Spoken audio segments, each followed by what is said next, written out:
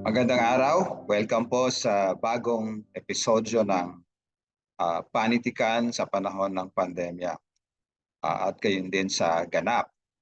Itong format na ito ay supposed to be ay para doon sa tulad ng nasabi sa pamagat ay para sa panahon ng pandemya.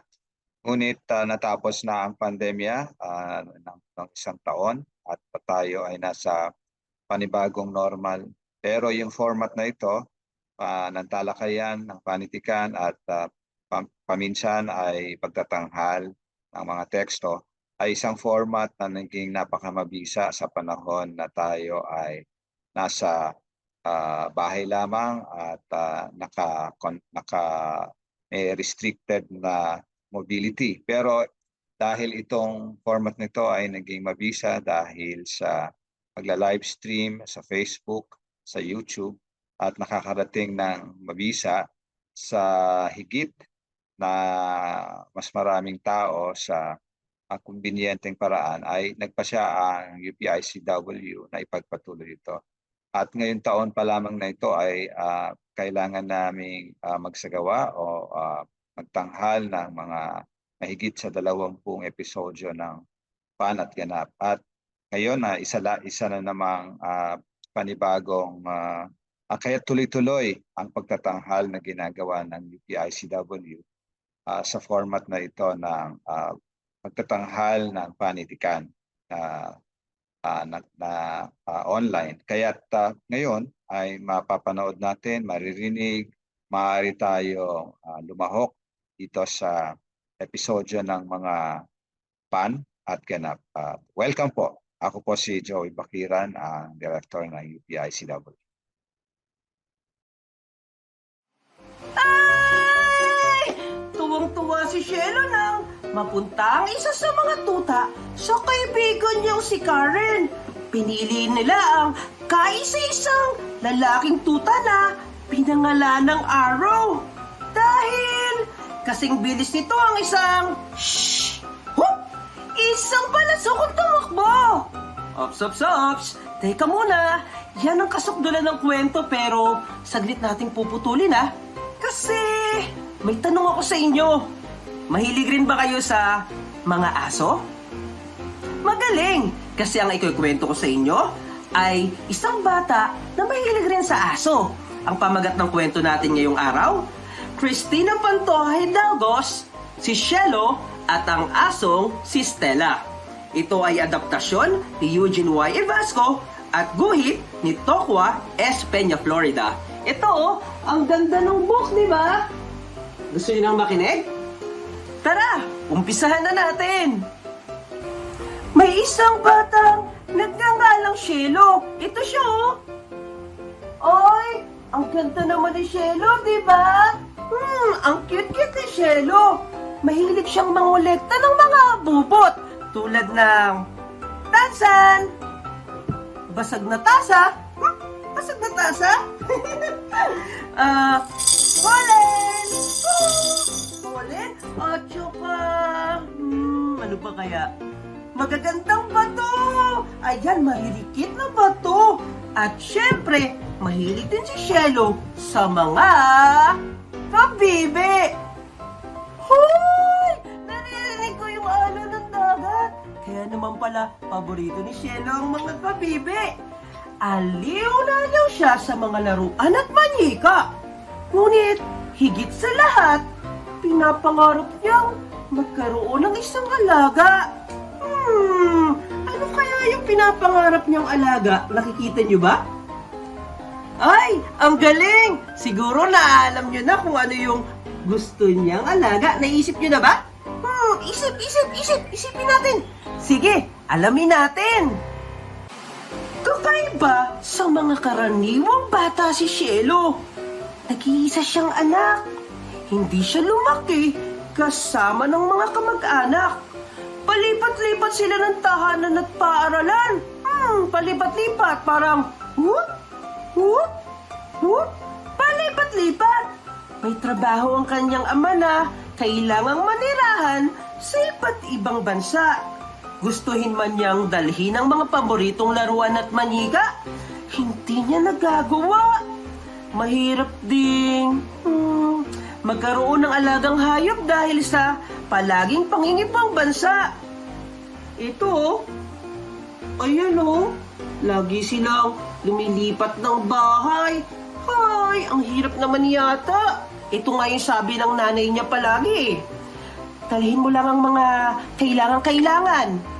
Laging payo ng kanyang ina. Ay, ang sad naman. Nakakalungkot naman para kay Shelo. Sa paninirahan nila sa banyagang bansa, nakikita ni Shelo ang mga bagay na hindi nakikita ng karaniwang bata. Ano kaya yun? Parang gusto ko rin malaman. Tuwing umaga, nagiging aliwan niya ang hardin. Kasama niya ang dalawang diwata. Diwata? Hindi pa yata ako nakakita ng diwata. Ang galing naman ni Shelo. Nakatira sa may niyog-niyugan sina Tenten at Marisa. Ito ang galing! Wow! Si Tenten at Marisa. Wow, gusto ko rin yata silang makita. Pinahihiwaga nila ang mga gabi sa pakikipaglaro sa mga alitap-tap. Wow, ang kulay-kulay nun. Parang mga star na nagtwi-twinkle-twinkle. Ang galing naman. Natutuhan man niyang aliwin ang sarili, hindi pa rin naglalaho ang kanyang pangarap. Ang magkaroon ng alagang aso. Isang araw, habang nasa biyahe, napansin ni Shelo ang munting asong itim. Ang cute! Ito siya! Ang cute-cute naman ng munting asong itim. Maamo ang mga mata nito at walang tigil ang wasiwas ng buntot nang hinaplo siya ni Shelo. Wala! Parang ito. Wala! Nang inaya na siyang umuwi ng ina, hindi pa rin maiwan ni Shelo ang aso. Naluha siya sa paniniwalang iiwan niya ang asong iniibig siya. Ay, ang cute. Hindi pwede. Anak, paliwanag ng kanyang ina. Pag-aari na siya ng iba. Tingnan mo, may pintas siya sa leeg. Oo nga no, may pintas na siya sa leeg. Ibig sabihin, may nagmamay-ari na sa kanya. Ay, sayang naman. Lumipas ang araw. Ramdam ng ama ang kasabikan ni Shelo na magkaroon ng alaga. Kaya, hindi maipaliwanag ang kasayahan ng bata ng pumayag ang ama na magkaroon siya ng alagang aso! Yay! Yay! Yay! Yay! Yay! Pumayag na yung tatay niya. Sabi ng tatay niya, "Mangako kang magiging responsable." Sabi ng kanyang ama, "Kailangang alagaan mo siya." Yun ang sabi ng tatay niya. Sa pagtanong-tanong ng ama, nag-ampon sila ng isang tuta. Isang tuta! Tulad ng pangarap ni Shelo. Mataba ito, kayumanggi, matulis ang mga tainga. At may malaki at maamong mata. Pinangalanan itong Stella dahil ang bagong alaga ay nagpapaalala ng maliliwanag na bagay. Ayan si Stella, Ang cute naman ni Stella, di ba? Ang galing! Wow! Sana makita ko rin si Stella, no? Ang cute-cute niya kasi. Sa kalinga ni Shelo, lumaking masayahin at mapagmahal si Stella. Laging nagniningning ang kanilang mga araw. Tingnan niyo, ang cute, di ba? Ang cute-cute naman. Kinigising siya ni Stella at kasama sa bawat agahan. Inaabangan ni Stella ang bata tuwing nasa paaralan. At sa pag-uwi, naglululundag ang aso kapag nakikitang paparating na si Shelo. Oo, parang ganito. Harp, harp, Kasama niya si Stella sa paglalaro sa kanilang hardin. Nakahiga sa paanan kapag ginagawa ang takdang aralin. O kaya ay nagpapatugtog ng piano. Kasama rin niya ang aso sa pagtulog. Tingnan niya natin mga bata. Ay, natutulog na sila, oh. Shh! Natutulog na sila. Sabi, "Prrrr! Prrrr!" Ang galing nila, no? Ha! Nang dumating si Karen, kanilang kapitbahay. Ito si Karen, oh. Ay, ang ganda din ni Karen, oh. Parang si Shelo. Ang cute niya rin, di ba? Ayan, naging 3 na ang matatalik na magkakaibigan. Hindi nagtagal, nakalimutan na ni Shelo ang mga diwatang sina Taytay at Marisa. Ang problema ay laging tumatakas si Stella at gumagala sa lansangan. Hindi siya mahuli-huli ng hardinero kapag kumakaripas na ito ng takbo. Chuk, chuk, chuk, chuk, chuk, chuk, chuk. Ang bilis ng takbo ni Stella. Mawawala ang aso ng ilang oras. Ngunit muli naman itong magbabalik. Tatahol ito sa may tarangkahan upang sabihing siya ay muling nagbabalik. Aw, aw, aw! Aw, aw, aw!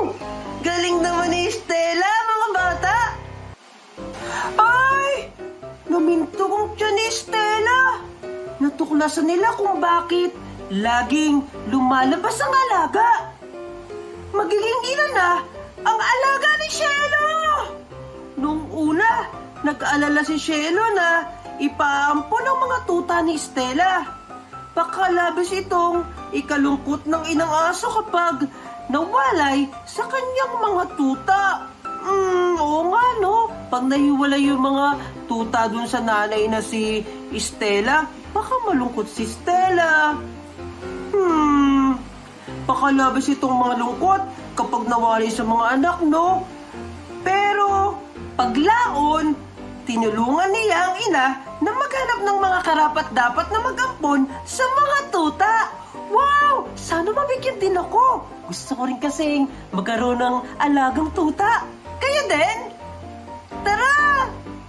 Ay! Tuwang-tuwa si Shelo nang mapunta ang isa sa mga tuta sa kaibigan niyang si Karen. Pinili nila ang kaisa-isang lalaking tuta na pinangalan ng Arrow. Dahil kasing bilis nito ang isang shoo! Isang palasok at tumakbo. Tsuk, tsuk, tsuk, tsuk, tsuk, tsuk. Ang bilis ni Arrow. Sa paningin ng ibang bata, ang mga ito ay mga karaniwang asong lansangan lamang. Ngunit sa mga batang nag-aalaga, ang kanilang mga aso ay tunay na kaibigan. May lahi man ang mga ito o wala. Makalipas ang 1 taon, kailangan nang lumipad ni Karen patungong ibang bansa. Ay, nakakasad naman, oh. Tingnan nyo.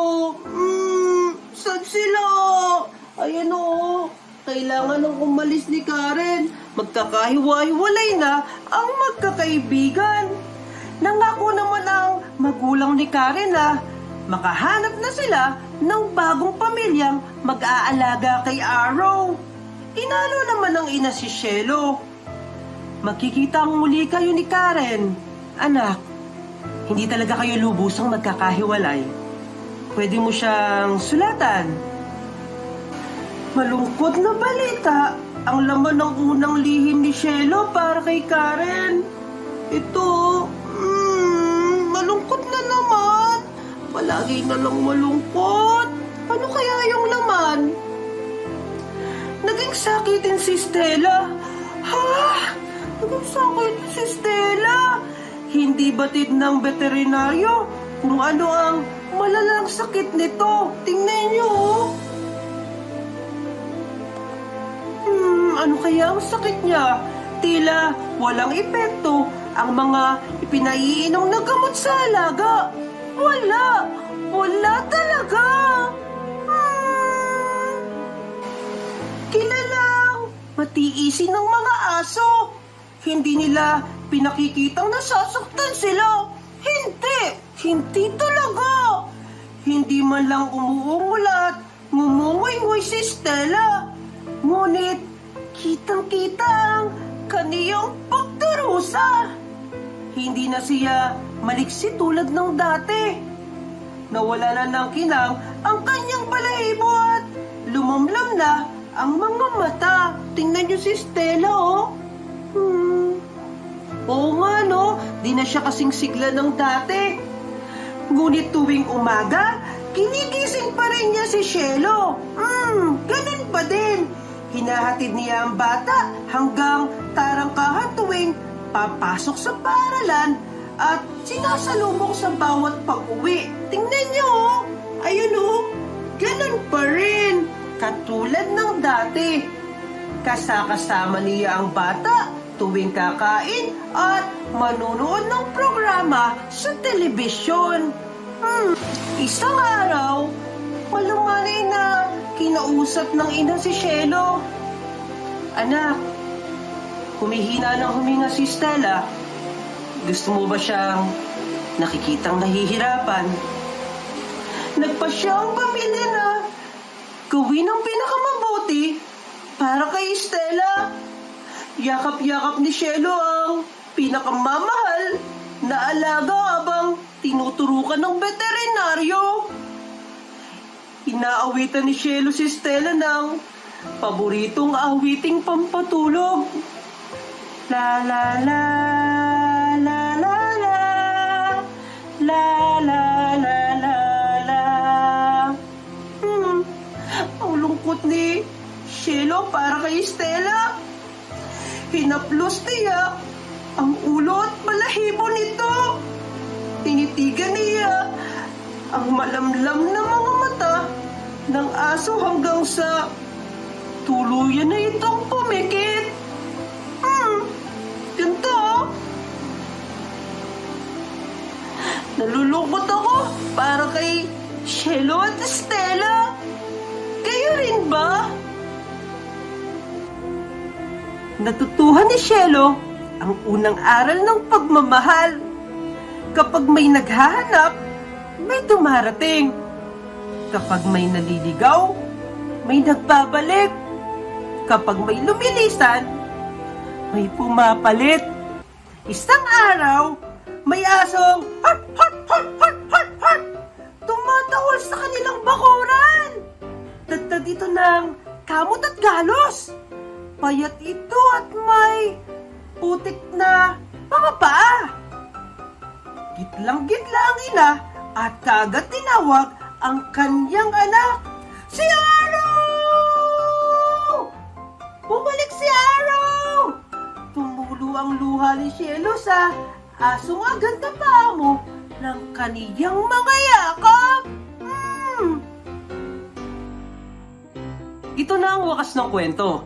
Sana'y, tulad ni Shelo, ay natutuhan nyo rin ang pinakaunang aral ng pagmamahal. Ito ang Cristina Pantoja Hidalgos, si Shelo at ang asong si Stella. Ito ay adaptasyon ni Eugene Y. Vasco at guhit ni Tokwa S. Peña, Florida. Ako si Neil Omar Bigamos, ang inyong teacher kwentista mula sa SDO, City of Malolos. Maraming salamat po. Magandang araw. Ang aking tatalakayin ngayon ay ang mga dahilan kung bakit dapat ipagdiwang ang regalo ni Cristina Pantoja Hidalgo salin sa Filipino ni Chuck Berry Pascual. Una, bawat produkto ng pagkasaling ay dapat ipagdiwang. Tikumpay ito sa orihinal na manunulat dahil nagbubukas ito ng daluyan para sa mga bagong mababasa sa wikang Filipino. Nabayayaan ang mga mababasa sa kasalukuyan ng isang kwentong Filipino na orihinal na ilathala at 30 taon na ang nakakaraan. Sa sunod-sunod na pagkakalathala ng mga aklat ng saling ng kanyang kwento, mulit-muling makikilala si Hidalgo, hindi lamang bilang pamunahing manunulat sa Ingles, kundi kwentista sa panitikang Pilipino sa pangkalahatan. Naway magdulot ito ng kasiglahan sa pagpapahalaga sa nasabing manunulat sa pamamagitan ng pagbabasa. Ikalawa, tanda ng kahusayan sa pagkasalin.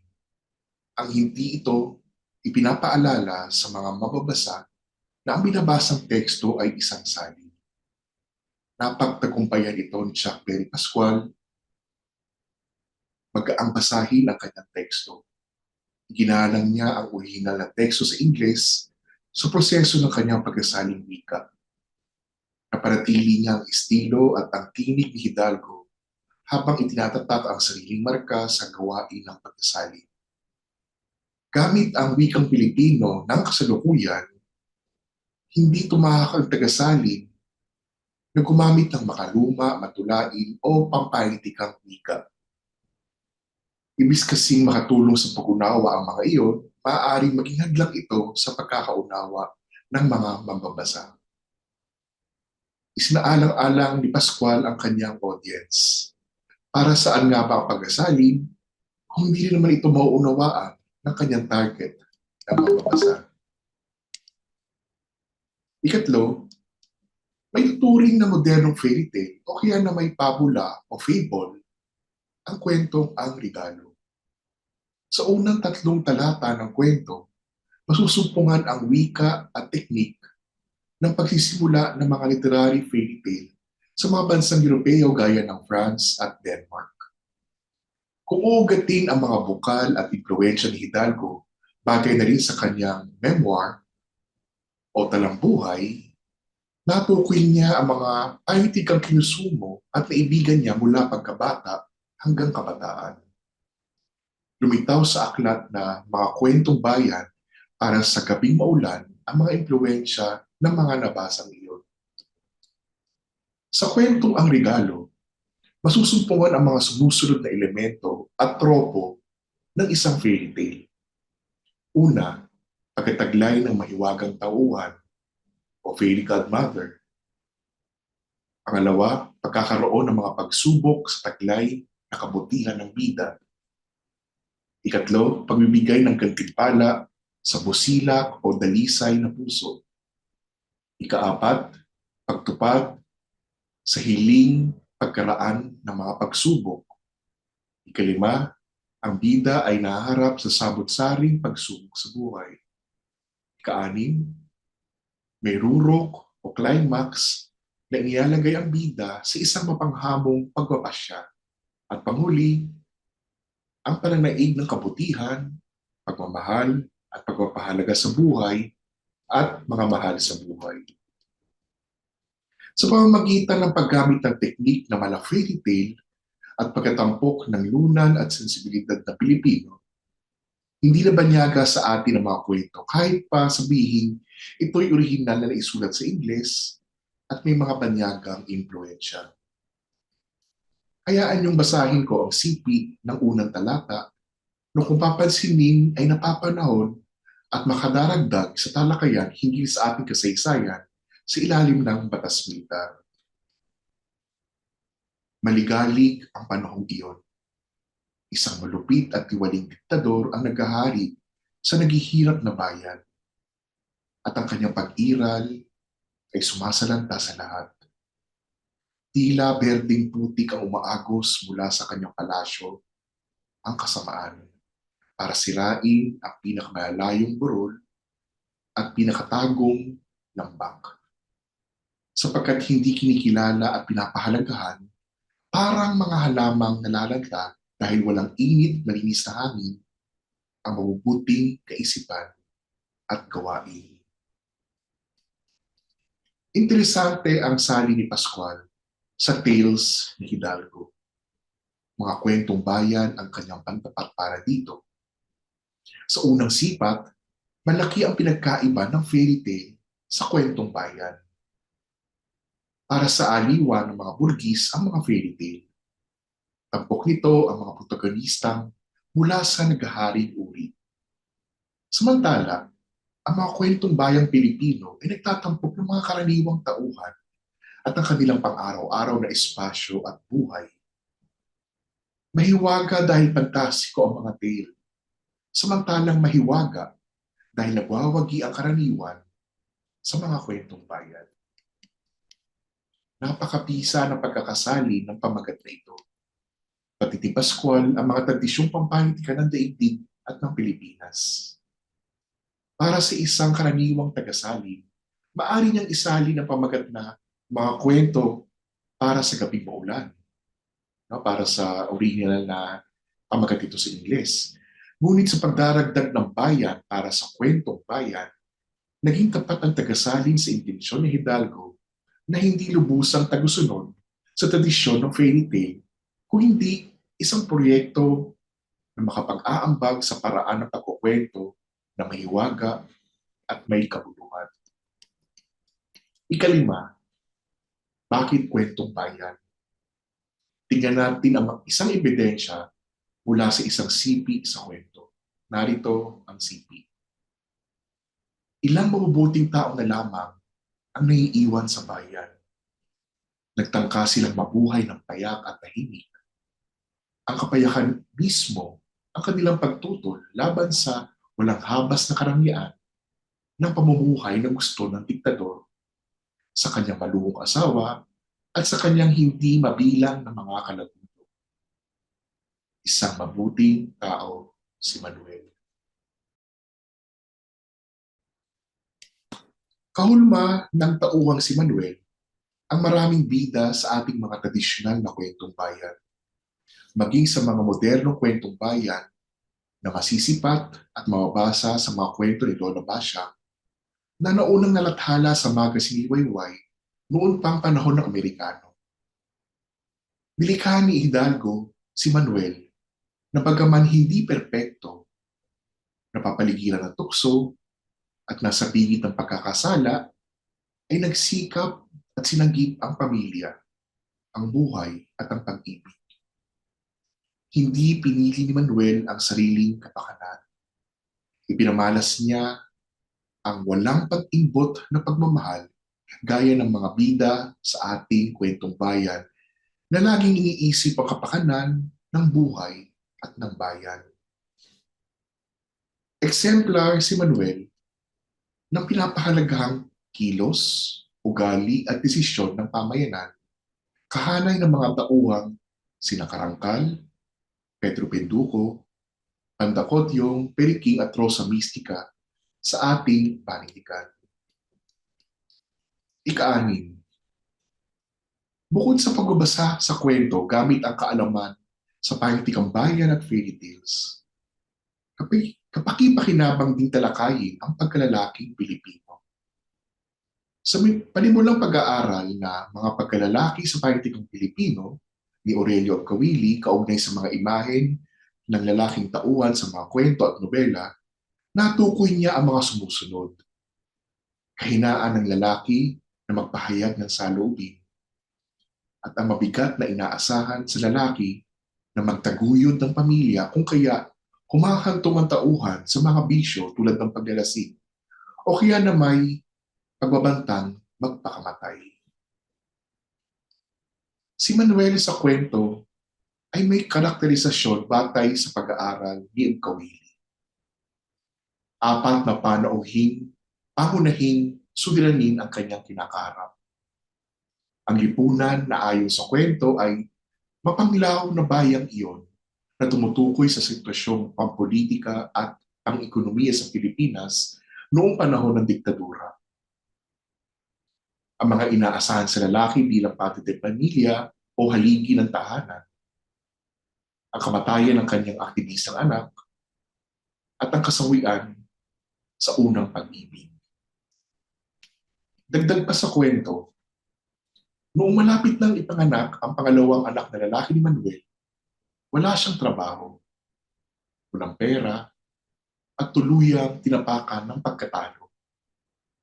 Habang tumatawid ng kalsada, bahagyang umasa na may isa pang humahaginit na sasakyan ang mawala ng kontrol, sumadsad, sumalpok at tumurog sa kanya sa pinakamalapit na pader.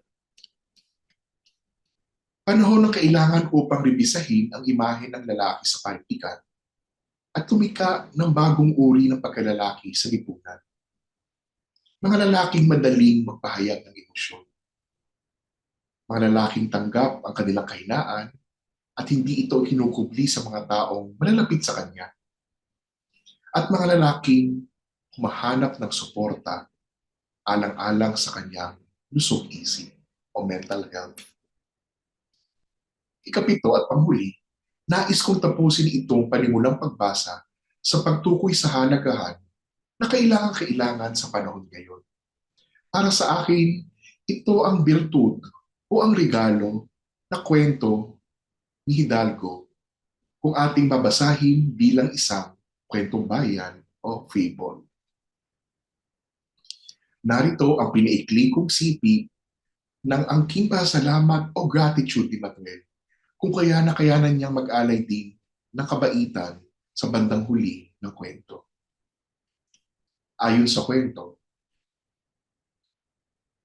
pero hindi na masama ang sitwasyon ngayon. Nariyan ang kanyang trabaho. Nariyan din ang kanyang bahay. Nariyan din si Paz ang kanyang asawa. Nariyan ang kanyang ina, laging nakaantabay kung kailan niya kailanganin ang pinakamalakas, pinakamatatag na puwersa sa kanyang buhay. Nariyan ang kanyang mga kaibigan. Hindi madali ang buhay niya. Pero sa panahong ito, kaninong buhay ba ang madali? Sa pangkalahatan, hindi naman masama. Malusog siya at malakas. At sa edad na 30, piyadong mas mapalad siya kaysa sa ibang tao. Naway ang pagbasang ito ay magsilbing hikayat na aralin at suriin pa ang nasabing kwento. Maraming regalo ang kata at iniiwan ko ito sa mga mababasa upang tuklasin pa ang iba pang mga laman nito. Maraming salamat.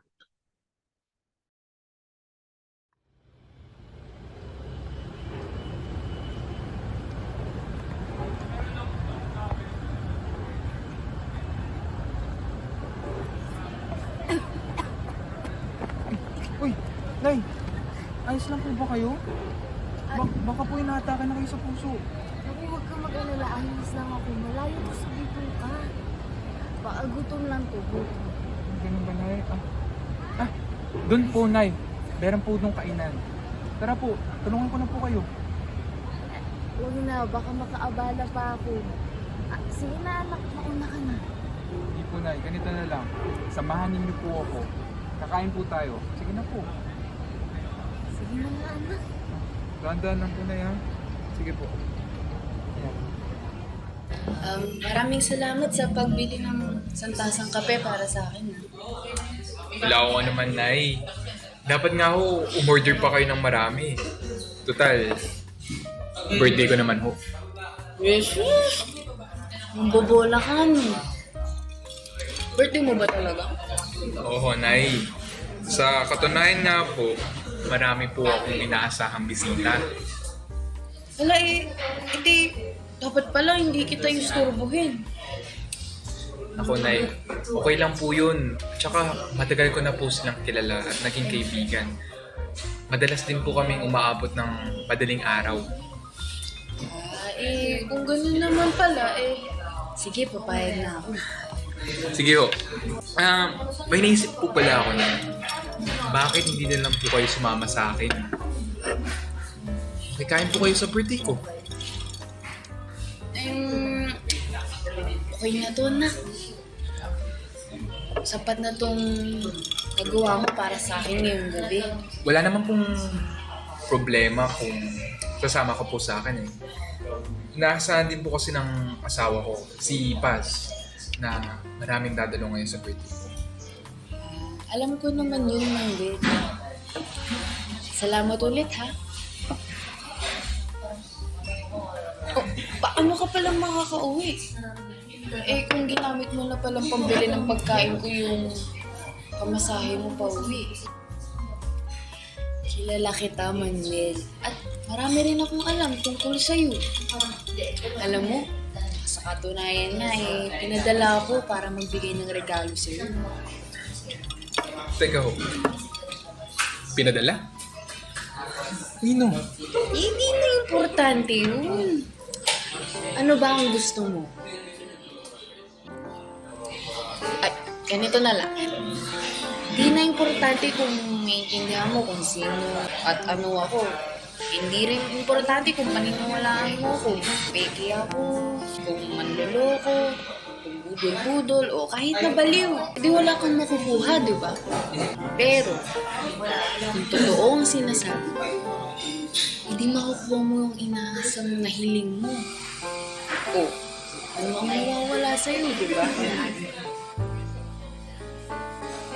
Pwede ko po bang pag-isipan? Syempre naman. Pero paano ko ba masasabi sa taong hindi ko naman kakilala ang tungkol kay Cynthia? Sorry! Okay ka lang ba? Mamadali kasi ako eh. Sorry ha. Oh, okay lang. Hindi naman ganun ka kasi. Sure ka?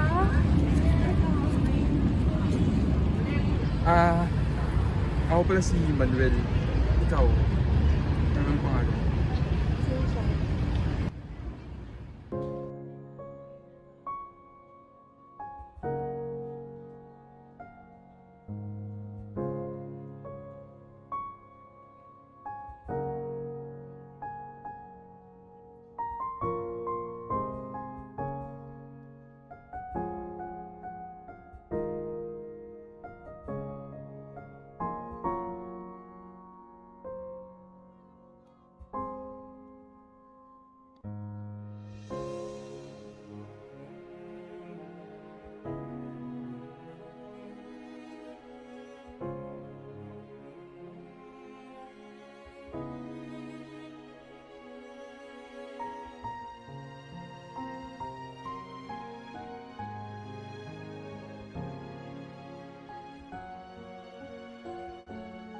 Ilang taon nang nakalipas magmula nang mawala sa akin si Cynthia.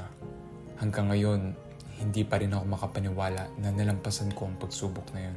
Pero naniniwala ako na kaya ko yun nagawa ay dahil din sa kanya. Hindi man natuloy ang kwento namin bilang magkasintahan, ay biniyayaan niya pa rin ako ng pakikipagkaibigan. Pakiramdam ko na si Cynthia ang lubid na kinakapitan ko para mabuhay, para makahigop ng hangin, at para makalaya sa itim na uli-uli. Dahil sa mga panahong labis na nangangailangan ako, pakiramdam ko ay nararamdaman to ni Cynthia at tumadalaw siya sa akin upang mangamusta. Nung malapit na ipanganak ang pangalawang anak namin ni Paz, wala akong trabaho, walang pera, at tuluyang tinatapakan ng pagkatao ko. Naalala ko kung paano ko hiniling na sana mabangga ako ng sasakyan habang natawid sa kalsada. Pero, nakita ko siya. Si Cynthia.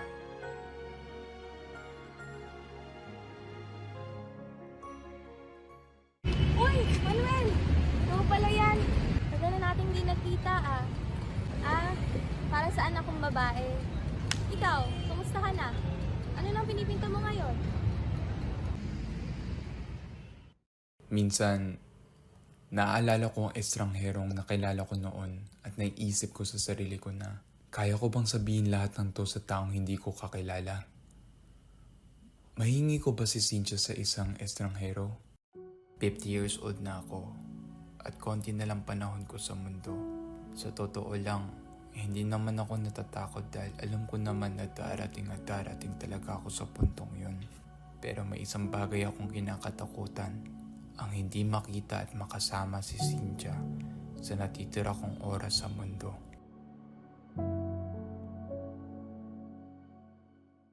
Kumusta ka na, Manuel? Kayo po ba talaga yan? Abay, sino pa ba? Diba sabi ko naman sa'yo, darating ako kapag tinawag mo ko. Ano? Handa ka na ba sa regalo mo? Opo. Sige nga, sabihin mo sa akin. Ano ba ang tunay na inaasam ng puso mo?